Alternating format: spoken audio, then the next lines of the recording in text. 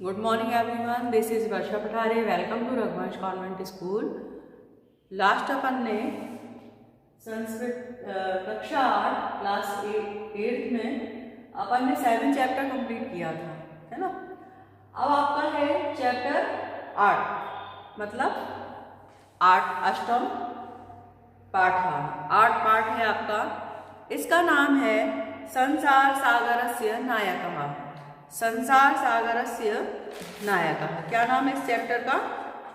संसार सागरस्य नायकः। मतलब क्या हुआ? संसार नायक का मतलब आप लोग जानते हैं, नायक का मतलब होता है हीरो, है ना।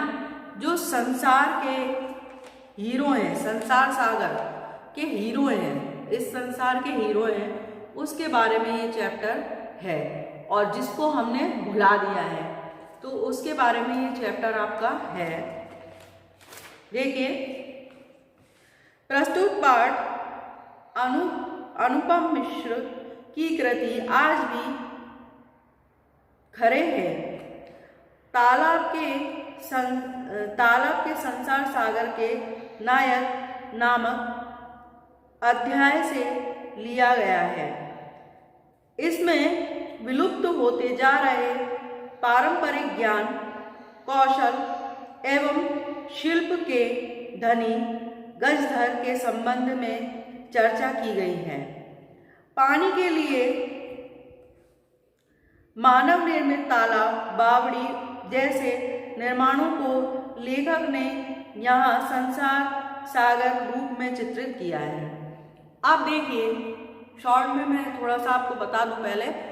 संसार सागर नायकः मतलब संसार के जो जल के निर्माता, जल को सुरक्षित रखने, संजो कर रखने वाले जो नायक थे, उनको हम राजस्थानी भाषा में जो निर्माण कार्य करते थे, उनको हम क्या बोलते थे? राजस्थानी भाषा में गजधर बोला जाता था उनको। ठीक है, गजधर बोला जाता था। जो गजधर होता है, इसमें आप देखेंगे शब्दार्थ देखेंगे गजधर का, तो गजधर का शब्दार्थ है, गज माने होता है लंबाई, चौड़ाई और गहराई मापने की लोह की छड़। गज का मतलब क्या होता है? लंबाई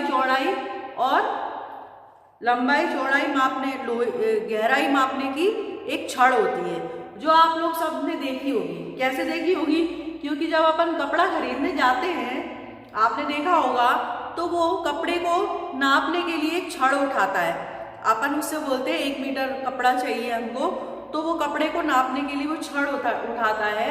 वो गज कितने गज का है, कितनी उसकी गहराई है, उस सब को नापने के लिए वो छड़ का यूज किया जाता है। तो उसी को अपन कपड़ा नापने की इकाई बोलते हैं। को धारण करने वाला व्यक्ति, अब उसको यूज करने वाला, धारण करने वाला मतलब उसको यूज करने वाला, उसको किस प्रकार से यूज करता है? कपड़े में यूज करता है। कपड़े में किस प्रकार से यूज, कपड़ा नापने में यूज कर रहा है, या किसी तालाब की, नदी की या बावड़ी की या कुएं की गहराई को नापने के लिए यूज कर रहा है। तो वो अलग अलग टाइप से उसको यूज कर रहा है। तो वो क्या हो गया? गजधर। उसको नापने, जब वो व्यक्ति उसको नापता है गज या गज के द्वारा, तो धर माने हो गया धारण करने वाला या रखने वाला, तो इसीलिए उसको गजधर कहा गया।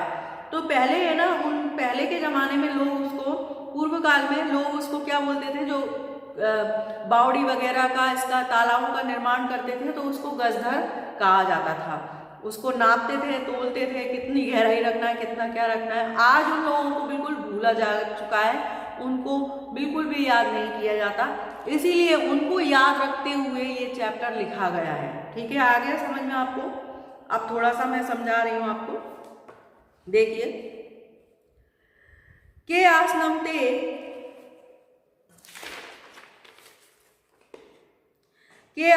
ते अज्ञात नामानः। देखिए, वे अज्ञात नाम वाले कौन थे? पहले इसका अर्थ देखा। वे अज्ञात नाम वाले मतलब जिसको आज कोई नहीं जानता, वो कौन थे? शतशः सहस्रशः तड्गः सह सेव शून्यात् न प्रतिभूतः प्रकृतिभूतः। देखिए, शत माने का अर्थ क्या होता है? शत माने होते हैं सैकड़ों, है ना।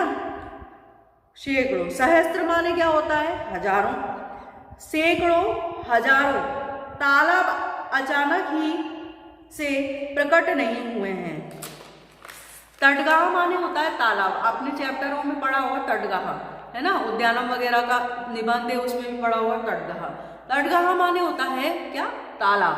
तो हजारों से सैकड़ों, सैकड़ों मतलब 100 से, है ना, हजारों, हजारों और सहस्त्रों, जितने भी मतलब हजारों, सैकड़ों और हजारों तालाब जो बनाए गए हैं, निर्माण किया गया है, वो अचानक तो प्रकट नहीं हुए, पहले किसी ने उनको बनाया होगा ना।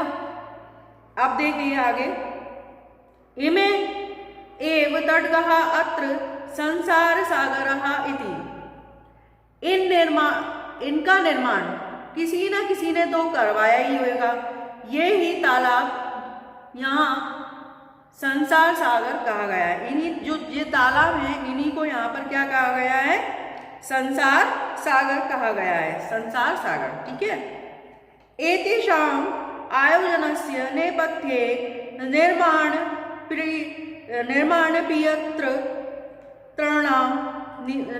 प्रत्याणाम् एकाएकं निर्माणां च दशकम् आसीत्। अब देखिए, तालाब जो हैं, इन जो तालाब बताए गए हैं, इन तालाबों के आयोजनों के पीछे निर्माण करवाने वाला, जो निर्माण करवा रहा है ना, ये लिखा है ना,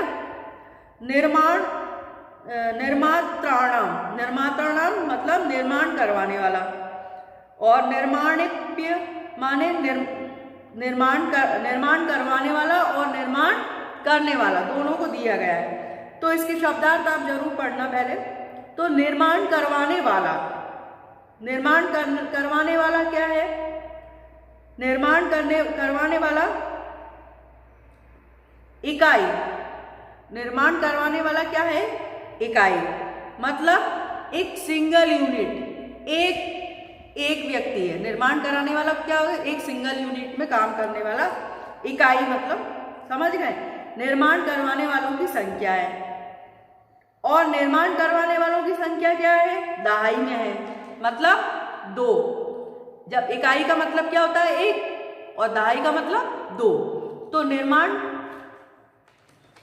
निर्माण करवाने वाले की संख्या है एक सिंगल यूनिट में, और जो निर्माण करने वाले हैं उनकी संख्या है डबल यूनिट में, मतलब दहाई की। तो देखिए आगे, एतत् एकाकं दशकं च आहत्य शतकं सहस्रा व रचितः स्मः।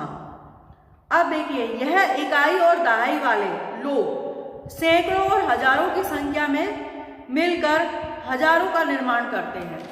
अब ये इकाई और दहाई, सिंगल यूनिट और डबल यूनिट, ये दोनों क्या है, ये दोनों लोग मिलके, निर्माण करवाने वाले और निर्माण करने वाले, ये दोनों लोग साथ में मिलकर निर्माण का कार्य, मतलब तालाब या जो भी निर्माण है उनको बनाने का कार्य मिलकर करते हैं। और इनकी संख्या धीरे धीरे कितनी हो जाती है, मिलते, जब आपस में मिलते जाते हैं तो ये हजारों की संख्या में मिल जाते हैं, और हजारों की संख्या में मिलकर बहुत सारा निर्माण कार्य करते हैं। आगे देखिए, परम वित्तेषु द्विशतके वर्षेषु नूतन पद्धतिया समाजे यत्किंचितं पठितम्। देखिए, पर क्या हो रहा है, परंतु पिछले 200 वर्ष, द्वादश वर्षेषु मतलब पिछले 200 वर्षों में नई पीढ़ी वाले समाज के द्वारा, नई पीढ़ी में समाज मतलब 200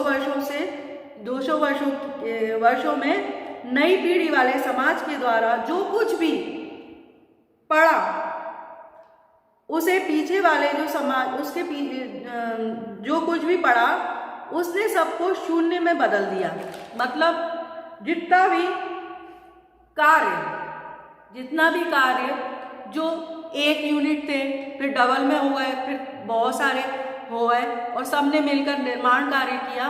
तो अब क्या हुआ, पिछले 200 वर्षों से, पिछले मतलब पीछे वाले हम लोगों को, जो हम नई पीढ़ी आए उन लोगों को हमने भुला दिया। कैसे भुला दिया, हमने क्या सोचा कि जो तालाब हैं, जो बावड़ियां हैं, ये कुएं हैं, अपन तो बने हुए देख रहे हैं ना उनको, मगर बनाया किसने, हम तो ये भूल गए। हमें तो बने हुए मिल गए तो हम इनको भूल गए कि ये किसने बनवाया, तो हम उनको भूल गए बिल्कुल।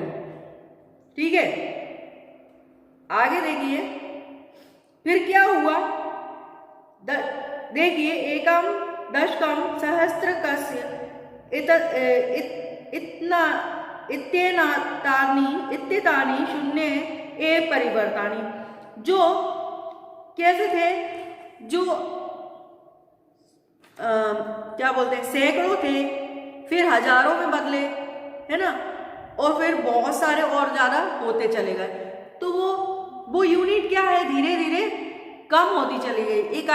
इकाई जैसे दहाई की यूनिट थी, दहाई बनी, फिर दहाई से इकाई में आ गई और इकाई से शून्य।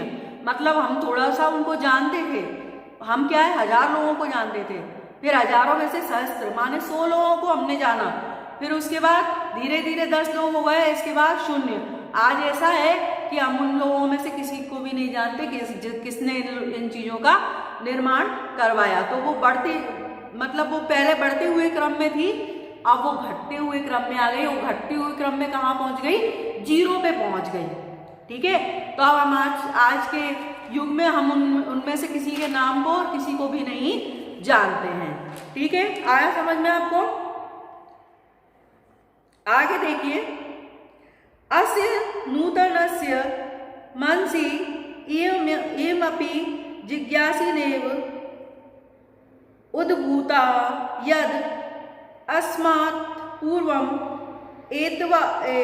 एतावतः तड्गानां के रचयन्ति स्म। अब देखिए आगे इसमें देखेंगे, इस नए समाज में, समाज के मन में यह जिज्ञासा भी उत्पन्न नहीं हुई। कौन सी, कि तालाबों का निर्माण किसने कराया। ठीक है, इस नए समाज में, समाज के मन में यह जिज्ञासा भी उत्पन्न नहीं हुई कि इन तालाबों का निर्माण कौन ने करवाया, किसने करवाया था। आज हम जानने की कोशिश करते हैं कि इन तालाब, जो बड़े बड़े सागर हैं, तालाब हैं, कुएं हैं, बावड़ियां हैं, हमने उसको जानने की कभी कोशिश नहीं करी। हमें तो बने हुए मिल गए, तो हमने, नई पीढ़ी ने आज तक ये जानने की कोशिश नहीं की कि ये तालाब और बावड़ियों का निर्माण किसने कराया। ठीक है, एतादृशानि कार्याणि कृतं ज्ञानस्य यो नूतनं प्रविधि विकसितः तेन प्रविधिनापि पूर्वः सम्पादितम् एतत् कार्यं मापीयुतं न केनापि प्रयत्नेन। देखो, इस प्रकार के कार्यों को करने के लिए जो नई विधि से किए गए, उन्हें पुरानी विधि को जानने की कभी भी, कि जो नई विधि से तो हम कर रहे हैं उन कार्यों को, पर हमने पुरानी विधि को जानने की अभी तक कोशिश नहीं की कि ये पुरानी विधि से ये कार्य किस प्रकार से किए गए हैं, हमने अभी तक जानने की कोशिश नहीं की है। आज ये तालाबों को, आज जो तालाब है, इनका निर्माण करवाने वाले जो हैं, जिनका नाम हम नहीं जानते, पहले वो बहुत प्रसिद्ध थे। आज क्या है, हम इनका नाम नहीं जानते, पर पहले ये बहुत ही क्या थे, प्रसिद्ध थे। हम उनको बिल्कुल भी नहीं जानते।